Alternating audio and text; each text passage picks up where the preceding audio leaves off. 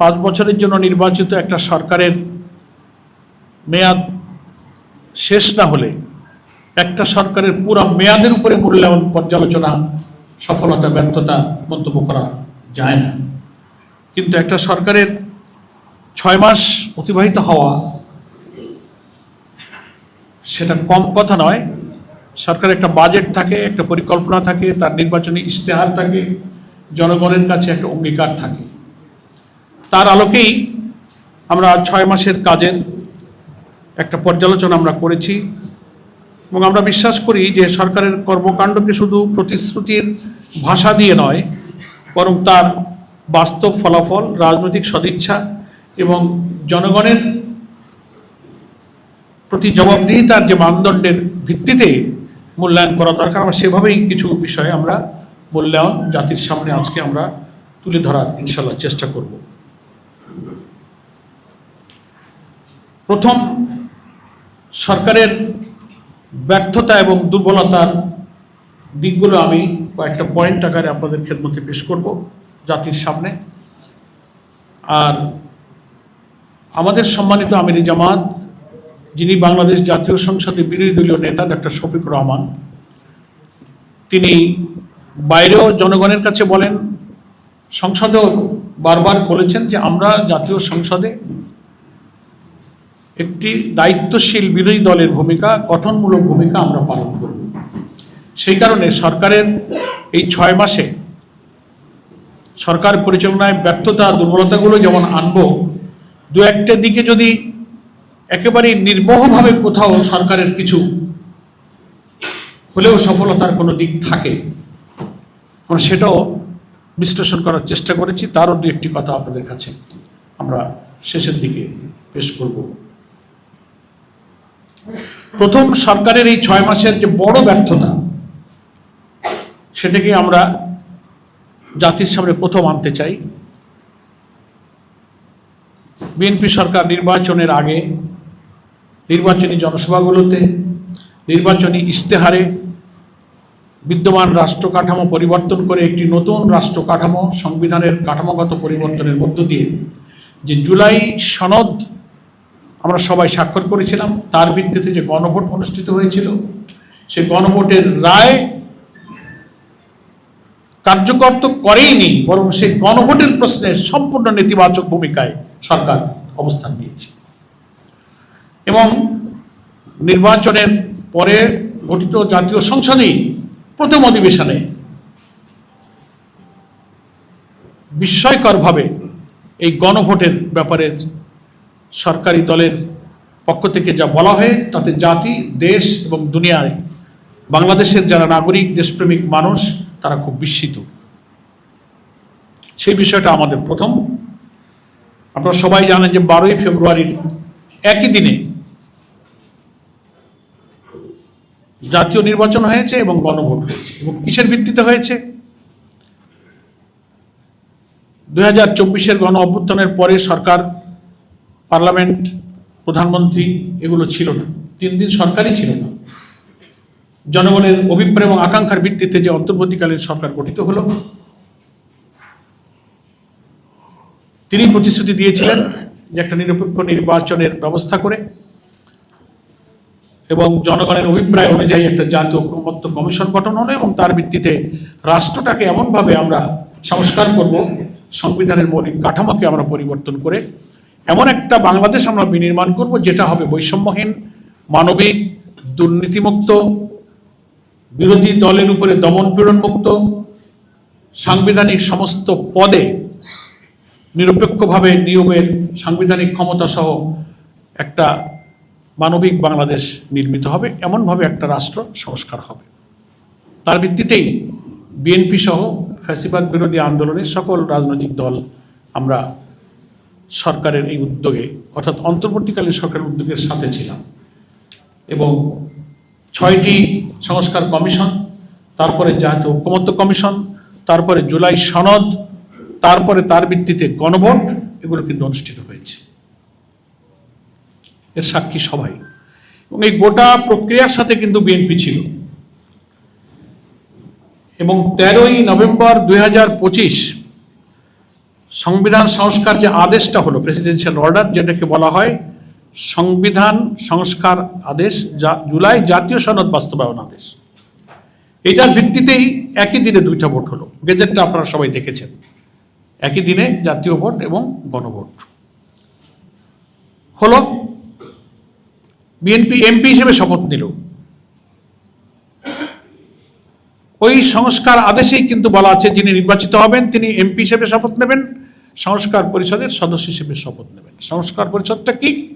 ওই নির্বাচিত এমপিদেরকে একটা কনস্টিটিউয়েন্ট পাওয়ার দেওয়া হলো, একটা গাঠনিক ক্ষমতা দেওয়া হলো যারা সংবিধানের কাঠামোগত পরিবর্তন করবেন।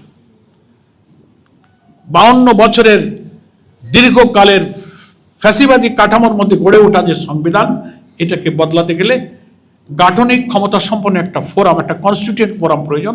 সেটি হচ্ছে সাংবিধানিক সংস্কার পরিষদ।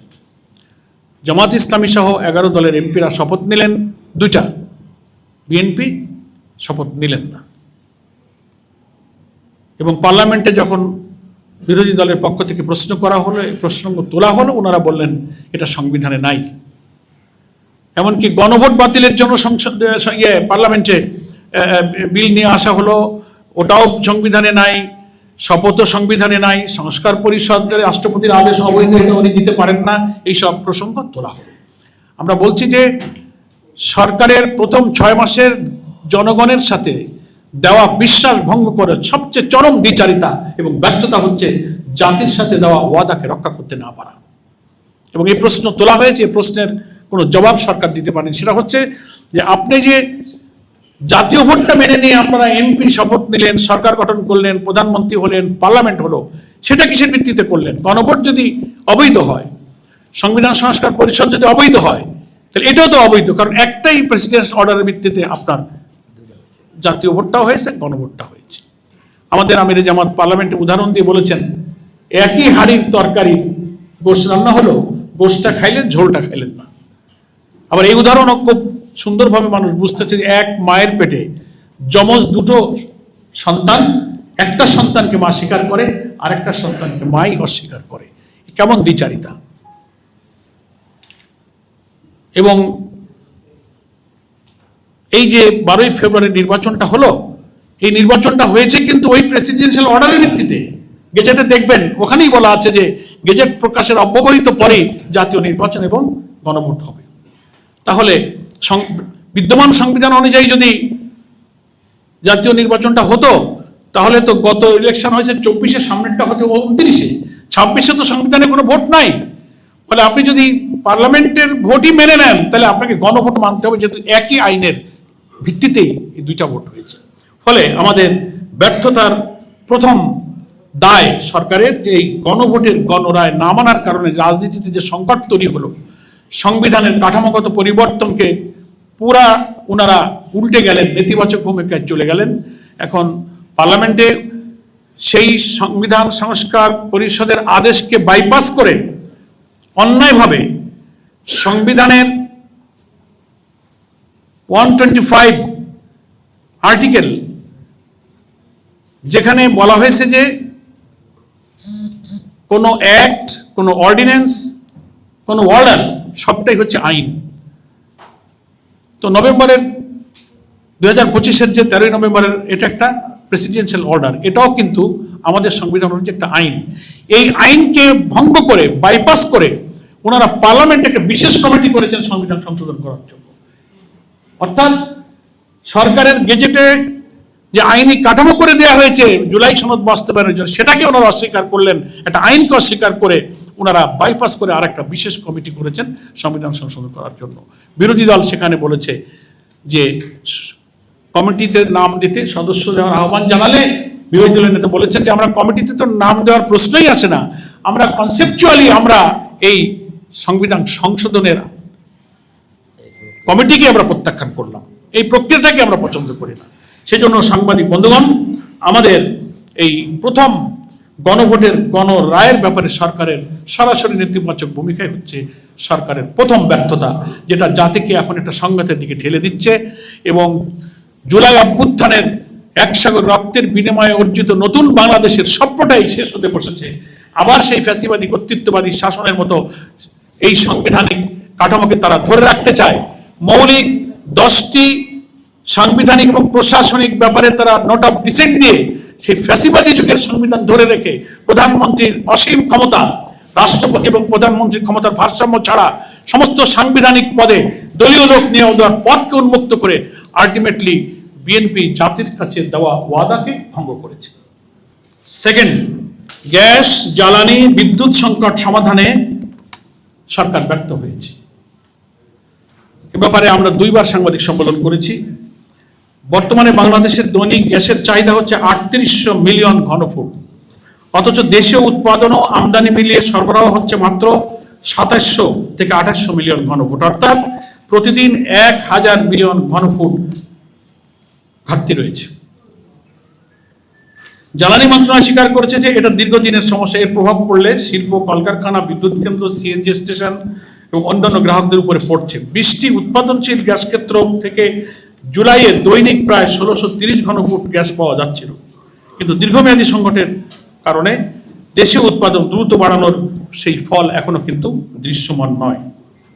ফলে এই কারণে বিদ্যুৎ জ্বালানি সংকটের কারণে কলকারখানার উৎপাদন মালিকরাই বলছে 40% উৎপাদন কমে গিয়েছে, 20টি কারখানা বন্ধ হয়েছে, 20,000 শ্রমিক ছাঁটাই হয়েছে। এ কারণে জামাত ইসলামীর পক্ষ থেকে সুনির্দিষ্ট প্রস্তাব দেওয়া হয়েছে।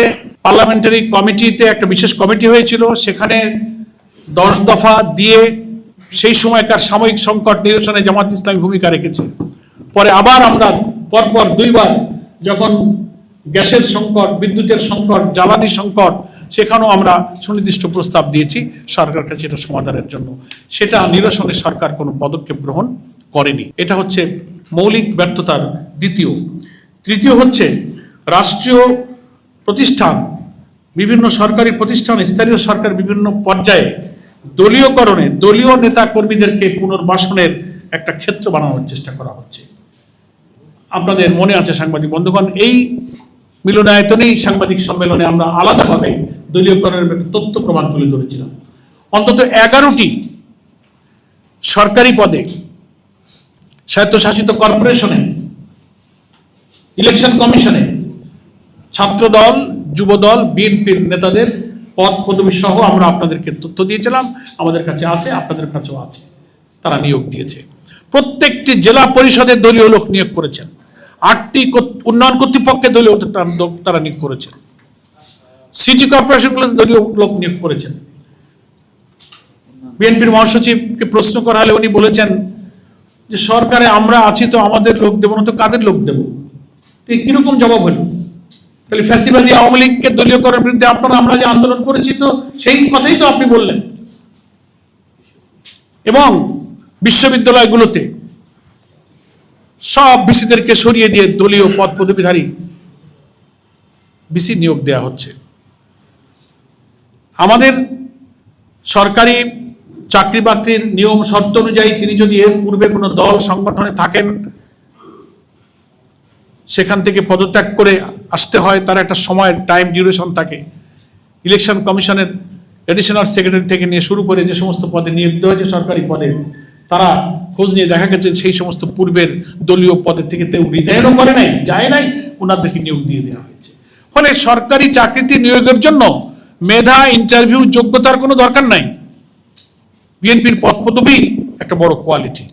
আর তারপরে সম্প্রতি বড় বড় পদে, বড় বড় জায়গায় বিভিন্ন স্বায়ত্তশাসিত প্রতিষ্ঠানে নিয়োগ দেওয়া হচ্ছে। জামাত ইসলামীকে 11 দলকে যারা বেশি গালাগালি দিতে পারবে, তার তত দ্রুত প্রমোশন হয়ে যাচ্ছে। না আমার বলার দরকার নেই, আপনারা সব খবর রাখেন।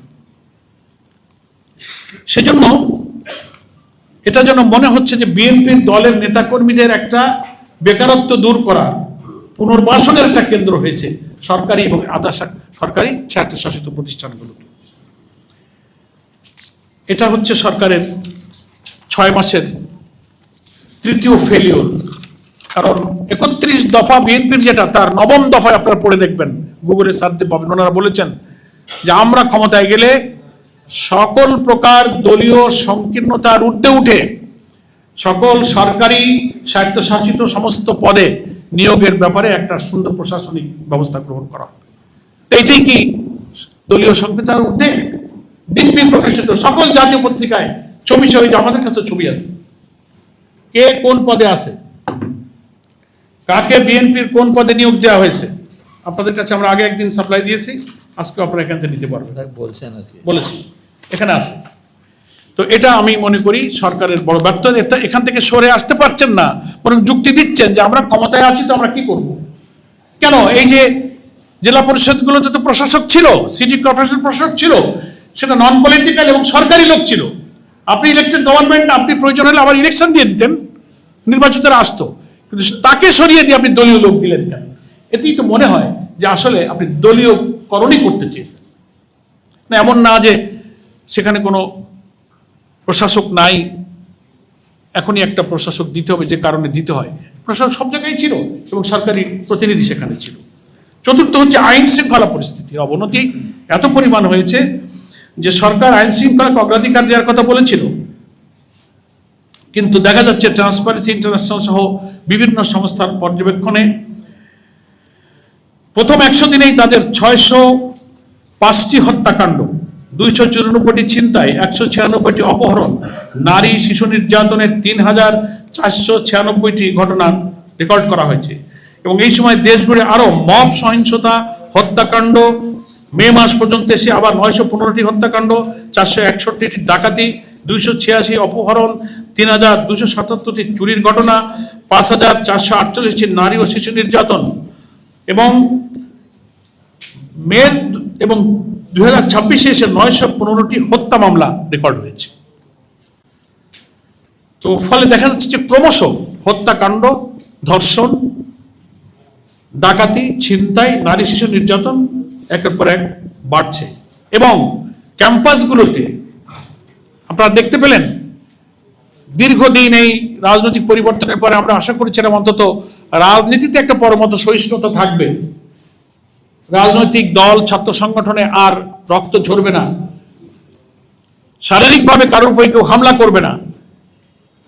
বিএনপি, যুবদল এবং ছাত্রদল পরিকল্পিতভাবে জগন্নাথ বিশ্ববিদ্যালয়, আলিয়া মাদ্রাসা, ঢাকা কলেজ, বরিশালে বেগম রোকেয়া বিশ্ববিদ্যালয় এবং বিভিন্ন জায়গায় প্রত্যেকটি ঘটনার নিরপেক্ষ তদন্ত করে দেখা গেছে যে তারাই প্রথম শিবিরের উপর আক্রমণ করেছে। হয়তো জুলাই সেলিব্রেশন করছে, চিত্র প্রদর্শনী করছে, সেমিনার করছে, সেখানে করতে দেবে না, বাধা দিচ্ছে। জগন্নাথ বিশ্ববিদ্যালয় ক্যাম্পাসের ঠিকাদারির কাজ, নতুন কনস্ট্রাকশনের কাজ বিএনপি নিয়ে যাবে, সেখানে সংসদে আছে যোগসু, তারা বলছে না এটা নিরপেক্ষ টেন্ডারের মাধ্যমে করতে হবে, ও ঠিকাদারি তাদেরকে দিতে হবে। আচ্ছা, বাস এটা নিয়ে তাদের উপরে হামলা, মারামারি, ক্যাম্পাস থেকে বের করে দেওয়া। ফলে এই যে ক্যাম্পাসকে রক্তাক্ত করা, ছাত্র সংগঠনের মধ্যে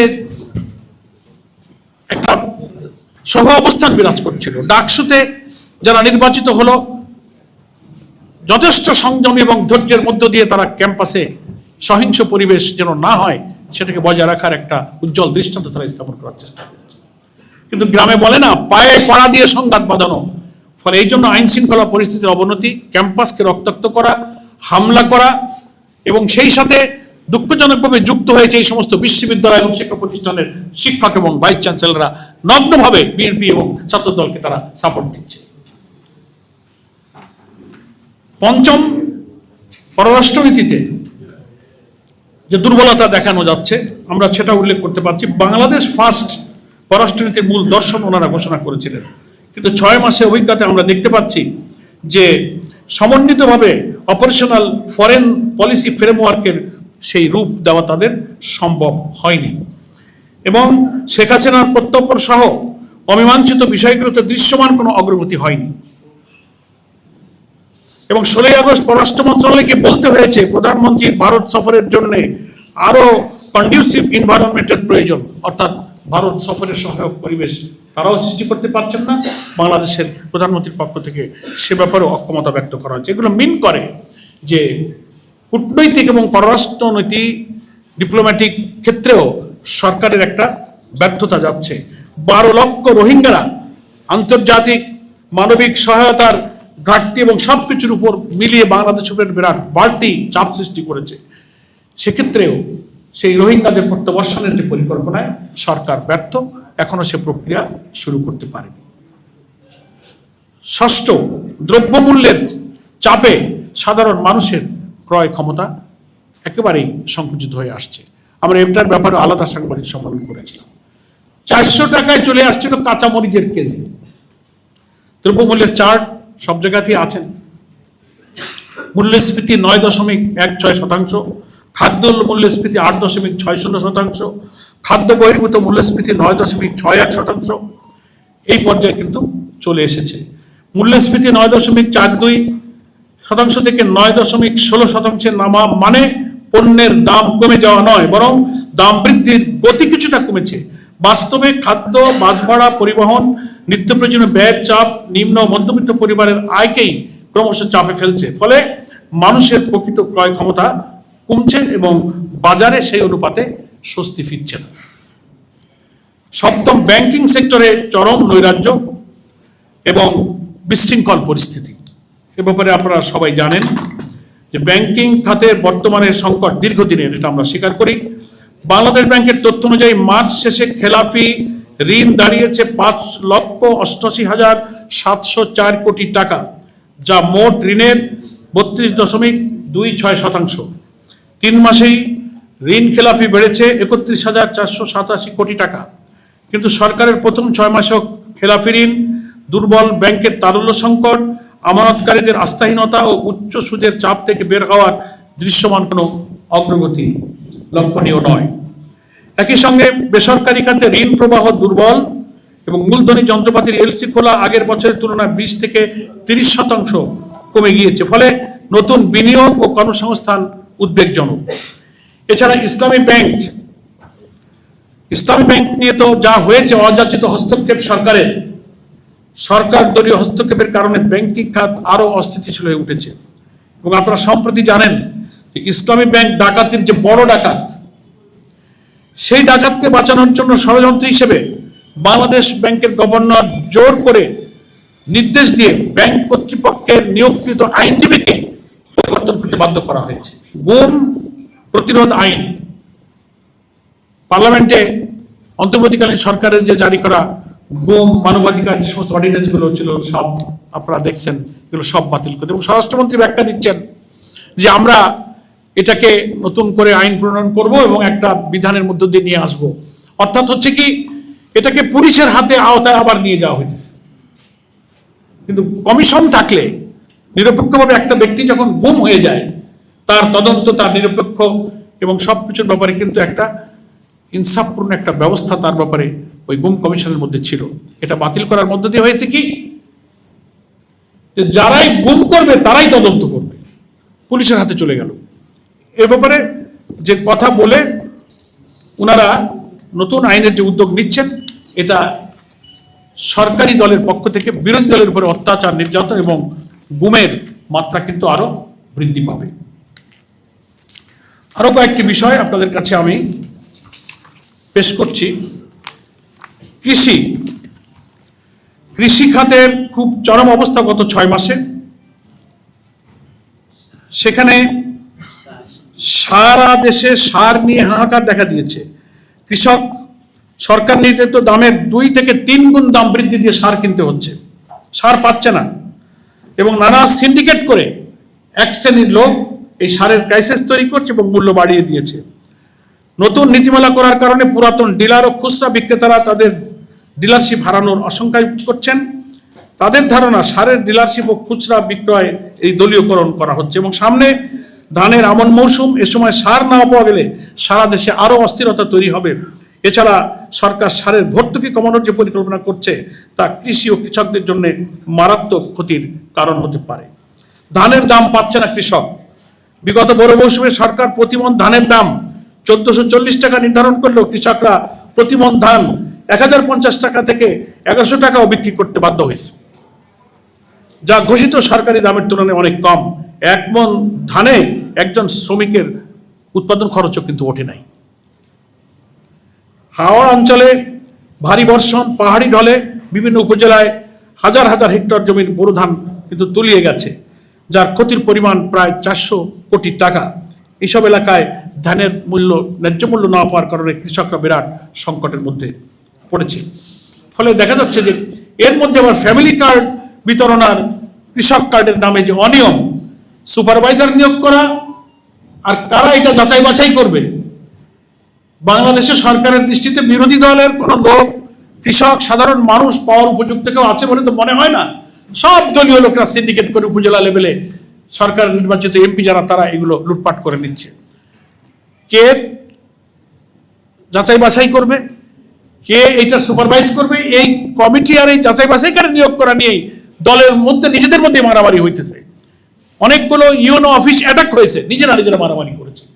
ফলে এই ফ্যামিলি কার্ড, কৃষক কার্ড, এটা হয়েছে আমাদের সাধারণ দরিদ্র মানুষের জন্য আরেকটা বিড়ম্বনার বিষয়। এরপরে হচ্ছে আমাদের শিক্ষক এবং শিক্ষা সম্পর্কে সরকারের যে চরম ব্যর্থতা, সেটাও আপনাদের কাছে পেশ করে। আপনারা জানেন যে শিক্ষা প্রতিষ্ঠানে এনটিআরসির বদলে ম্যানেজিং কমিটি বা গভর্নরের মাধ্যমে শিক্ষক নিয়োগের সুযোগ সৃষ্টি করার জন্য সরকার মাঝখানে সিদ্ধান্ত নিয়ে পদক্ষেপ নিতে যাচ্ছিল। সারা দেশে ফুঁসে উঠেছে শিক্ষকরা, সমস্ত মহল থেকে ছাত্র শিক্ষক বিক্ষোভ করেছে। এখন ওনারা থামছেন, ষড়যন্ত্র কিন্তু শেষ হয়নি। এমপিওভুক্ত শিক্ষকরা রাজনীতি করতে পারবে না। সুদীর্ঘকাল বাংলাদেশের ইতিহাসে এমপিওভুক্ত স্কুল, কলেজ, মাদ্রাসার শিক্ষকরা রাজনীতি করছেন। বেসরকারি যেখানে সরকারি এমপিওভুক্ত বেতন থাকে, তারা পার্লামেন্ট ইলেকশন করে, তারা ইউনিয়ন পরিষদে নির্বাচিত হয়। জাতীয় সংসদ সদস্যদের ক্ষেত্রে অব্লিগেশন নাই।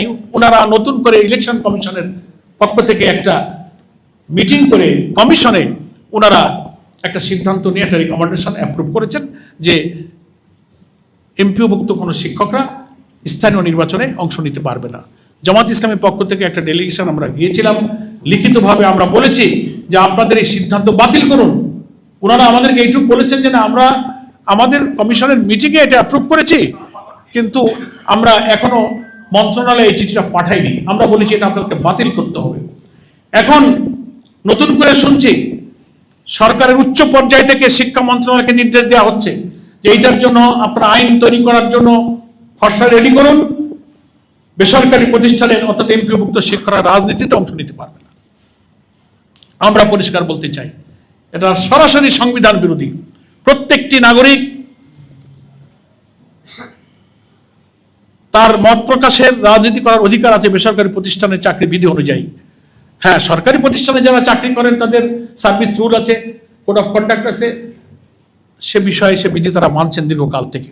তারা তো এটা করেন না। নতুন করে দীর্ঘকাল যেটা নাই সেখানে আবার সরকার হাত দিচ্ছেন। এতে বোঝা যাচ্ছে যে শিক্ষা প্রতিষ্ঠানের উপরে এই যে অযাচিত হস্তক্ষেপ করে কি উদ্দেশ্য ওনাদের আছে। আমরা মনে করি শিক্ষাঙ্গন নিয়ে সরকার একটা চরম নৈরাজ্য সৃষ্টি করছেন। এখানে শৃঙ্খলা রক্ষায় তারা ব্যর্থ হচ্ছেন। শিক্ষকদের বেতন ভাতা প্রদান এবং নবম পে স্কেল বাস্তবায়নের যে ওয়াদা ছিল সেটা অস্বাভাবিক বিলম্ব করা হচ্ছে। শিক্ষকরা নিদারুণ কষ্ট তারা ভোগ করছেন। এবং শিক্ষক নিয়োগের দীর্ঘদিনের শূন্য পদ 36,235টি প্রধান শিক্ষক পদের পদোন্নতি দেওয়ার কথা ছিল। 38,443 জন সহকারী শিক্ষক নিয়োগের পরিকল্পনা আগের থেকেই ছিল। এই সব পদগুলো কিন্তু এখনো পূরণ হয়নি। অবসরপ্রাপ্ত শিক্ষক যারা রিটায়ার করে আছেন, আর্থিক তাদের যে প্রাপ্য, সেই প্রাপ্যগুলো তারা পাচ্ছেন না। 80,320টি আবেদন, যারা মানবিক, অসুস্থ, ক্যান্সারে আক্রান্ত, হজে যাবেন, রিটায়ারমেন্টের পরে তারা তাদের অবসরের সে ভাতাগুলো পাচ্ছে না। তো সরকার এক্ষেত্রে চরম ব্যর্থতার পরিচয় দিচ্ছে।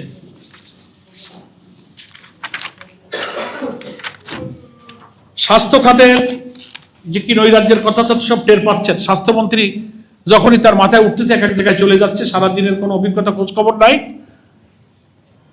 এক এক জায়গায় গিয়ে এক এক সিদ্ধান্ত দিচ্ছেন। আর রোগী, হাসপাতাল কর্তৃপক্ষ, জনগণ ক্ষিপ্ত হয়ে উঠছে। প্রত্যেকটি উপজেলা পর্যায়ের কমপ্লেক্স 101 শয্যায় উন্নীত করার পরিকল্পনা ঘোষণা আগের থেকেই করা হয়েছে। 6 মাস চলে গেছে, উপজেলা হেলথ কমপ্লেক্সগুলো 100 বেডের উন্নীত করা হয়নি। এবং চিকিৎসক এবং স্বাস্থ্যকর্মীদের ব্যাপক ঘাটতি, ঔষধ সংকট, হাসপাতালগুলো একেবারেই অব্যবস্থা, নোংরা, অস্বাস্থ্যকর পরিবেশ। আমাদের এমপি সাহেবরা যাচ্ছেন এই সিন্ডিকেট এবং দুর্নীতির জায়গায়, যখন যাচ্ছে সেখানে ওই সিন্ডিকেট দ্বারা আমাদের এমপি সাহেবরা পরিদর্শনে বাধাগ্রস্ত হচ্ছে।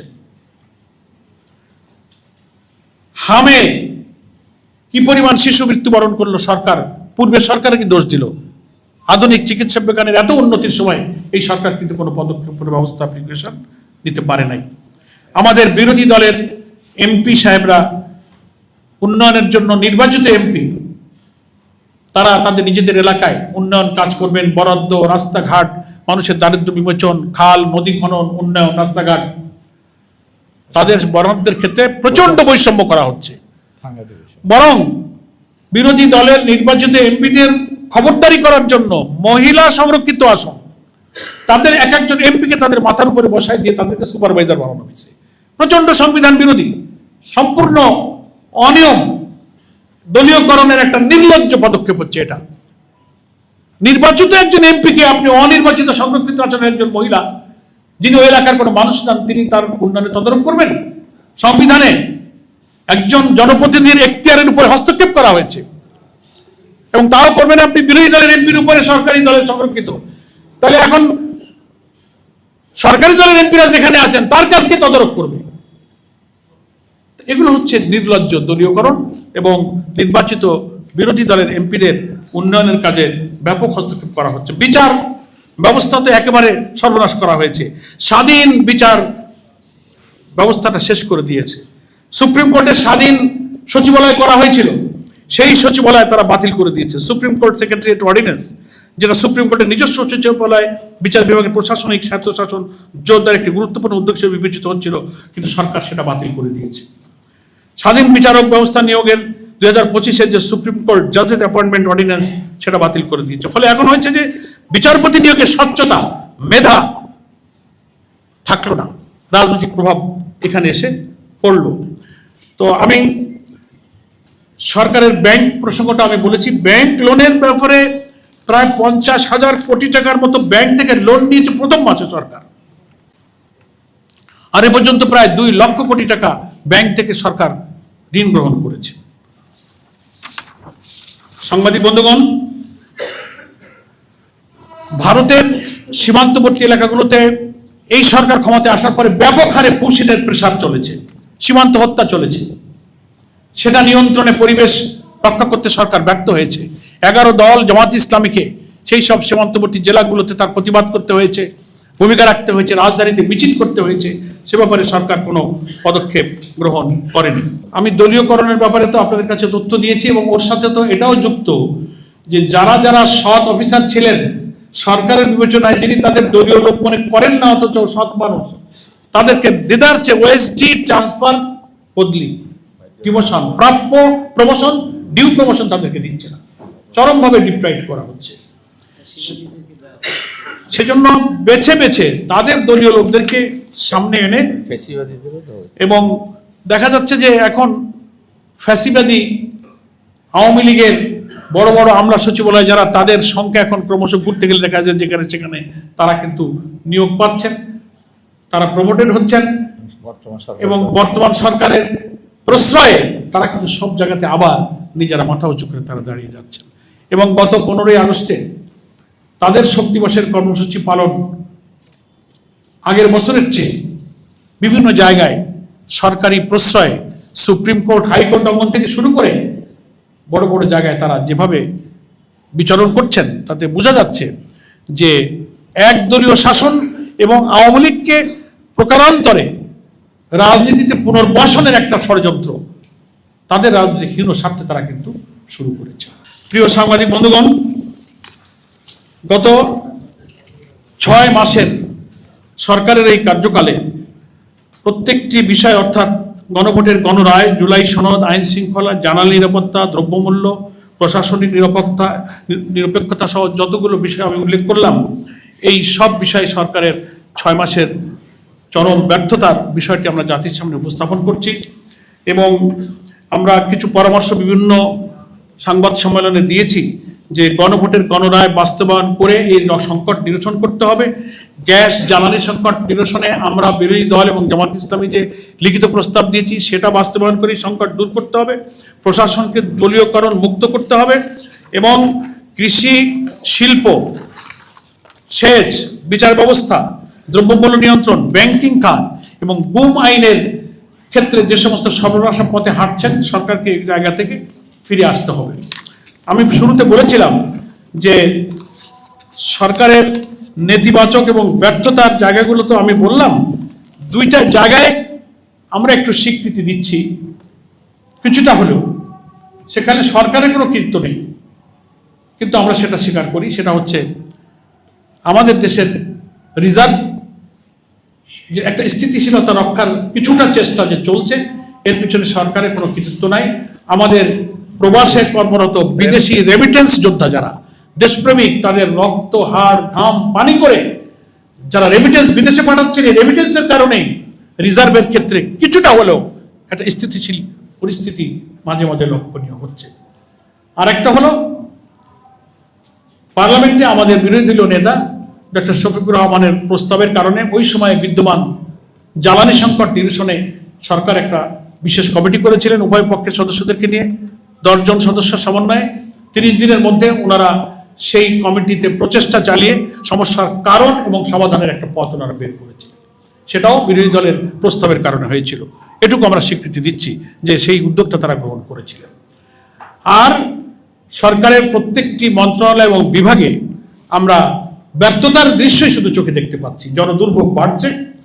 আমরা অনুরোধ জানাবো, পার্লামেন্টে একটা বিরোধী দল আছে, সরকারের পক্ষ থেকে বিরোধী দলের এই সব উল্লেখ করা সমস্যাগুলো, চিহ্নিত করা সমস্যাগুলোকে গুরুত্ব দেওয়া হোক, অ্যাড্রেস করা হোক, সমাধানের জন্য উভয় দলের সম্মিলিতভাবে পদক্ষেপ নিয়ে জাতিকে সংকট থেকে মুক্ত করা হোক। 6 মাস পার হয়েছে। আমরা আশা করি সরকারকে, আমরা আগের দিনের সাংবাদিক সম্মেলনে বলেছি, সরকার ব্যর্থ হোক এটা আমরা চাই না। সরকারের ভালো কাজে সহযোগিতা করাই আমাদের পার্লামেন্টের বিরোধী দলীয় নেতার প্রতিশ্রুতি যে আমরা ভালো কাজে সহযোগিতা করতে প্রস্তুত, কিন্তু বন্ধ এবং জনস্বার্থ বিরোধী কাজে আমরা বিরোধিতা করব এবং আমরা বাধা দিব। আমাদের সেই রাজনৈতিক ভূমিকা সংসদেও চলবে, বাইরেও চলবে।